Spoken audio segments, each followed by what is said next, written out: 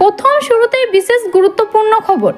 আরজিকর কাণ্ড, তথ্য প্রমাণ লোপাটের ও কলকাতা পুলিশের অসহযোগিতার বিষয়ে আদালতের অভিযোগ জানতে চলেছে সিবিআই। আরজিকর মেডিকেল কলেজ হাসপাতালের তরুণী চিকিৎসককে ধর্ষণ বা গণধর্ষণের পর নৃশংস বড়রচিত হত্যাকাণ্ডের ঘটনা কলকাতা পুলিশের তদন্ত প্রক্রিয়াকে দরজা সার্টিফিকেট দিয়েছিলেন মুখ্যমন্ত্রী মমতা ব্যানার্জি। সংবাদ মাধ্যমের সামনে কলকাতা পুলিশ কমিশনার বিনীত গোয়েলও উত্তেজিত হয়ে দাবি করেছিলেন যে কোনো তথ্য প্রমাণ লোপাট করা হয়নি। এই ঘটনায় মূল অভিযুক্ত সিভিক ভলেন্টিয়ার সঞ্জয় রায়কে গ্রেপ্তার করা হয়েছে, কিন্তু নিহতের পরিবার থেকে শুরু করে আমজনতা মুখ্যমন্ত্রী ও পুলিশ কমিশনের কথা ভরসা রাখতে পারেনি। তাদের অভিযোগ যে মূল অপরাধীকে আড়াল করতে তথ্য প্রমাণ লোপাট করে দিয়েছে কলকাতা পুলিশ। বর্তমানে সিবিআইয়ের হাতে রয়েছে এই মামলার তদন্তের ভার এবং কেন্দ্রীয় তদন্তকারী সংস্থার তদন্তের পুলিশের দ্বারাও তথ্য প্রমাণ লোপাটের প্রমাণ পাওয়া গেছে বলে খবর। শুধু তাই নয়, কলকাতা পুলিশের বিরুদ্ধে তদন্তের সহযোগিতার অভিযোগ তুলেছে বলে সিবিআই উচ্চ আদালতে আগামী শুনানিতে তথ্য প্রমাণ লোপাটের ও কলকাতা পুলিশের সহযোগিতার বিষয়ে খতিয়েভাবে জানানো হবে বলে দাবি করেছেন সিবিআই এর কর্তা। সংবাদ মাধ্যমে প্রতিবেদন অনুযায়ী সিবিআইয়ের ওই কর্তা স্পষ্ট জানিয়েছেন যে দেহ থেকে নমুনা সংগ্রহের ধোঁয়াশ রয়েছে। আবার তথ্য প্রমাণ লোপাট করে মামলা দুর্বল করে দেওয়ারও চেষ্টা করা হয়েছে বলেই মনে হচ্ছে। সিবিআই সূত্রের খবর, তদন্তে সিবিআই জানতে পেরেছে ঘটনাস্থলে দেহতে নমুনা সংগ্রহ করা কথা যে ফরেন্সিক বিশেষজ্ঞদের ছিল কোনো এই অজ্ঞাত করেনি, কারণ তাদের দিয়ে নমুনা সংগ্রহ করা হয়নি।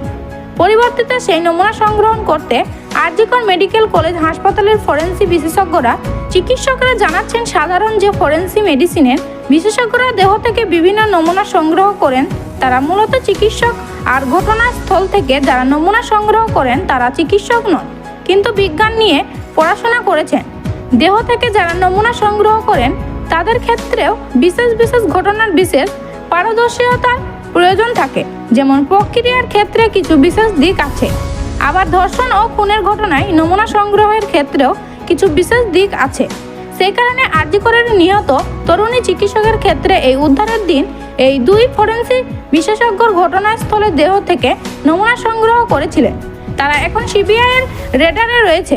এখনও কোনো কর্তারা নির্দেশ তারা ঘটনাস্থলে গিয়েছিলেন সেটা জানতে ইতিমধ্যেই দুইজনের দীর্ঘ বিজ্ঞান সংবাদ করা হয়েছে বলে বেলেগাছিয়া রাজ্যের ফরেন্সিক ল্যাবরেটরির কর্তাদেরও চিঠি পাঠিয়েছে সিবিআই। এমনকি ওই ফরেন্সিক পরীক্ষাগারের কর্তার সঙ্গে সরাসরি যোগাযোগ রাখছেন কেন্দ্রীয় তদন্তকারীরা। তবে এখনো পর্যন্ত রাজ্যের ফরেন্সিক পরীক্ষাগারের তরফে কোনো রিপোর্ট পায়নি সিবিআই, বরং তারা রিপোর্ট দিতে টালবাহানা করছে বলে অভিযোগ উঠেছে।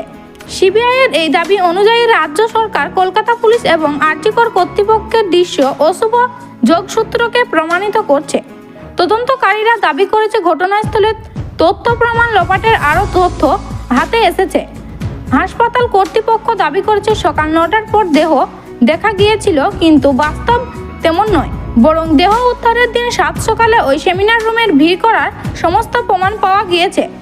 সন্দেহ করা হচ্ছে যে এই কারণে নিহত তরুণী চিকিৎসকের পরিবারের পক্ষ থেকে নিরীক্ষরূপ সংস্থানে দিয়ে ময়নাতদন্ত করার দাবি ওঠার আগেই 7 শকত ও কলকাতা পুলিশ তড়িঘড়ি মৃত্যুদেহ দায়ী করে দেওয়ার বিষয়ে উদ্বিগ্ন হয়।